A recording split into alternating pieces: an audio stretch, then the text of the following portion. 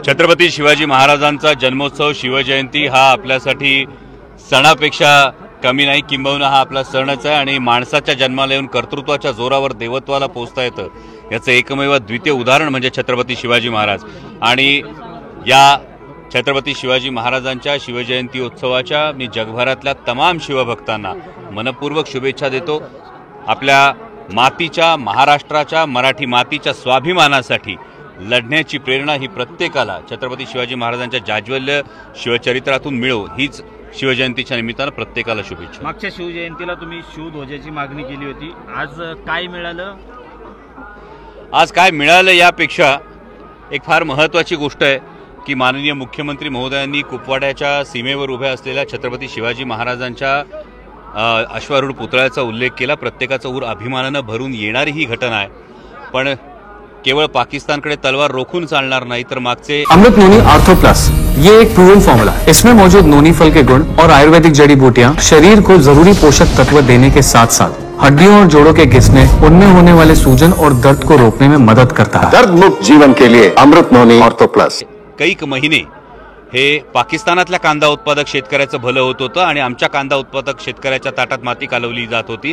त्यामुळे रयतेचं राज्य करणाऱ्या छत्रपती शिवाजी महाराजांचं जे आज्ञापत्र आहे, शेतकऱ्याच्या भाजीच्या देठाला हात लागू देऊ नका, त्याचं काय, हा एक फार महत्त्वाचा प्रश्न आहे। काल जी गोष्ट आली की 3 लाख टन कांदा हा निर्यात करण्यास परवानगी आहे। सर्वसाधारणपणे मार्च महिन्यामध्ये कांद्याचे भाव पडायला सुरुवात होते आणि आज 60 लाख टन कांदा हा अजूनही चाळीमध्ये पडून असताना, कांदा चाळींमध्ये पडून असताना, देशात असताना या पद्धतीच्या तात्पुरत्या मलमपट्टीने कितपत कांदा उत्पादक शेतकऱ्याला लाभ होईल आणि मग खरोखर छत्रपती शिवाजी महाराजांचं शेतकऱ्याच्या भाजीच्या देठाला हात लागू देऊ नका हे तत्व अंमलात आणता येईल का याचा अंतर्मुख होणं, विचार करणं गरजेचं आहे। हे बघा, आज शिवजयंती आहे आणि शिवभक्तांसाठी ही एक फार महत्त्वाची गोष्ट आहे, ही महत्त्वाची बाब आहे आणि त्यामुळे यामध्ये राजकारणाचं किंवा राजकीय अशा कुठल्याही याच्यावर भाष्य करणं उचित ठरणार नाही। माननीय माजी खासदार शिवाजीदादा आढळराव पाटील हे मला आज शिवजयंतीच्या निमित्तानं भेटले। मीही त्यांचं अभिनंदन या नवीन नियुक्तीविषयी केलं आणि ऐन निवडणुकीच्या तोंडावर अशी नियुक्ती होती तेव्हा अशा चर्चांना उधाण येणं स्वाभाविक आहे। तुम्ही मात्र फक्त मतदारसंघामध्ये मुख्यमंत्री म्हटले रयतेचं राज्य आहे, मात्र आपण जर बघितलं तर मागील काही दिवसांपासून मराठा समाज असेल, विविध समाज असेल, आरक्षणासाठी मागणी करताना आपल्याला पाहायला मिळते, कशा पद्धतीने? हे बघा, प्रत्येक समाजाची ही मागणी आहे आणि प्रत्येक समाजाच्या या मागणीच्या दृष्टीनं विचार होणं गरजेचं आहे। आत्ताच माननीय मुख्यमंत्री महोदयांनी उद्या हे अधिवेशनाची जी बाब सांगितली, जी घोषणा केली, यामध्ये मराठा समाजाला न्याय मिळेल अशी आपण नक्कीच अपेक्षा करूया।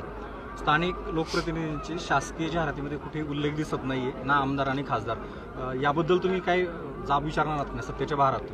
नाही हो, कसं आहे, छत्रपती शिवाजी महाराज एकदा म्हटलं ना की छत्रपती शिवाजी महाराज ज्या महाराजांनी 350 किल्ले केले, 350 किल्ले निर्माण केले आणि एकाही किल्ल्यावर स्वतःचं नाव दिलं नाही, त्या छत्रपती शिवाजी महाराजांच्या जयंतीच्या इथं तुम्ही लोकप्रतिनिधी आहात म्हणून तुमचा फोटो पाहिजे, नाव पाहिजे, असे हट्ट, असे आग्रह का करायचे? छत्रपती शिवाजी महाराज काळजात असणं गरजेचं आहे।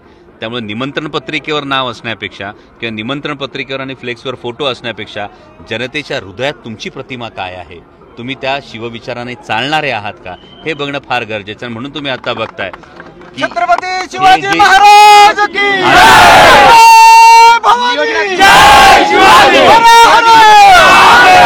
नियोजनामध्ये स्थानिकांना टाळलं गेले, सर्व नियोजन बाहेरून झालंय, पहिल्यांदाच असं घडतंय, काय सांगाल? या संदर्भात जे आपण म्हणतात की बाहेरून हे नियोजन होतंय, काही ठराविक एजन्सीज हे नियोजन करतायत, हे अनेक ठिकाणी निदर्शनास येतंय आणि माझ्या कानावर आलेली गोष्ट हे अनेक ठिकाणी होत आहे। त्यामुळे अनेक ठिकाणी ही स्थानिकांची नाराजी आहे। मला वाटतं की माननीय मुख्यमंत्री महोदयांच्या कार्यालयानं या संदर्भामध्ये स्थानिकांना विश्वासात जर घेतलं तर आणखी चांगल्या पद्धतीनं स्थानिक ज्या काही भावभावना आहेत या सगळ्या गोष्टींचा विचार होऊन नियोजन होईल। शिवपुत्र संभाजी महानाट्य हे तुम्ही मोफत देताय। आता शिवजयंतीचा महोत्सव झाला, शासनाने विविध कार्यक्रम घेतले, तुमचा कार्यक्रम का ठेवत नाही?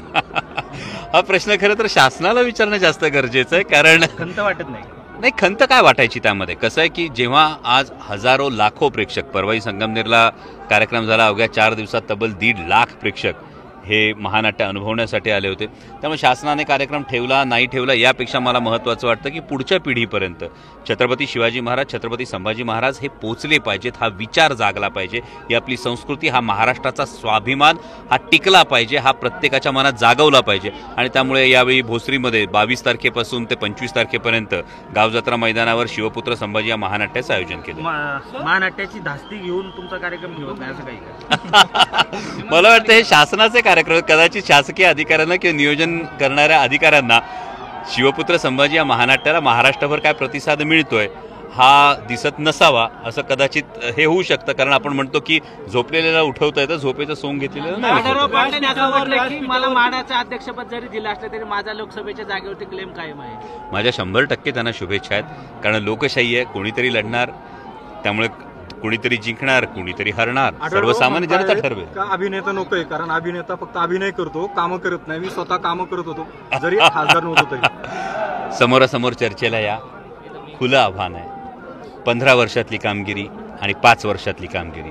फक्त अभिनेता म्हणायचं जर असेल तर छत्रपती शिवाजी महाराज, छत्रपती संभाजी महाराज प्रत्येक मराठी माणसाच्या काळजात पोहोचवण्यासाठी खारीचा वाटा उचलत असताना मतदारसंघामध्ये केलेली जी कामं आहेत, लेखाजोखा समोरासमोर करूया ना.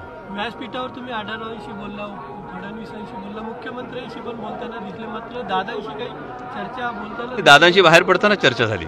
बोलले का? हे बघा, माझं म्हणणं हेच आहे की राजकारणामध्ये, लोकशाहीमध्ये सुसंवाद हा कायम असला पाहिजे. तुमचे मतभेद असू शकतात, तुमचे मनभेद असता कामा नयेत. आणि त्यामुळे हा संवाद हा प्रत्येक नेत्याशी, बरं ही सगळे मोठे नेते त्यामुळे त्यांची संवाद असं स्वाभाविक आहे. तर जसं इतरांशी बोलणं झालं तसं दादांशी बोलणं झालं. काय बोललं? राजकीय बोलणं झालं. राजकीय बोलणं आज कसं काही होऊ शकतं? रितेश देशमुख काल विलासरावांच्या आठवणी एखाद्याला भावूक झाले. त्यांनी असं म्हटलं की महाराष्ट्रातील राजकारणाची परिस्थिती बदलली सध्या काही. त्याला जोडून की त्यांनी काका आणि पुतण्याच्या नात्यावरती काल भाष्य केलं. एकंदरीत कसं पाहता? महाराष्ट्राच्या राजकारणाला एक अत्यंत सुसंस्कृत राजकारणाची जी परंपरा आहे, ही परंपरा टिकली पाहिजे, ही राहिली पाहिजे असं माझ्यासारख्या अनेकांचं म्हणणं आहे. विशेषतः आम्ही जेव्हा कोणतीही राजकीय पार्श्वभूमी नसलेल्या कुटुंबातून येतो तेव्हा आम्ही काही नेतृत्वांकडे मोठ्या आशेनं बघत पुढे वाटचाल करत असतो. आपण स्वर्गीय विलासराव देशमुखांचं जे नाव घेतलं, हे 100% स्वर्गीय विलासराव देशमुख हे त्यापैकी एक नेतृत्व होतं. आणि या नेतृत्वाला इतक्या जवळून पाहिल्यानंतर रितेश देशमुख भाऊक होणं हे अगदी स्वाभाविक. आणि ही अपेक्षा संपूर्ण महाराष्ट्राची आहे, महाराष्ट्रातल्या सर्वसामान्य जनतेची, की ही राजकारणातील सुसंस्कृतता टिकली पाहिजे. पक्ष फुटला, राष्ट्रवादी काँग्रेस पक्षाचा 2 भाग झाले, तरी अमोल कोल्हेंवरील पक्षांतर्गत कुरघोडी काही कमी होताना दिसत नाही. याचा प्रत्यय आंबेगाव तालुक्यात लागलेले फ्लेक्स पाहताना येतो. काय सांगा? मला वाटत नाही असं काही आहे. कारण आंबेगाव तालुक्यामध्ये 21 तारखेला आदरणीय शरदचंद्रजी पवार साहेबांची सभा आहे. आणि यामुळे अशा कुठल्याही चर्चांना काहीही मला वाटतं थारा देण्याची गरज नाही. कारण आता मी स्वतः सभेच्या ठिकाणाची पाहणी करायला चाललेलो आहे.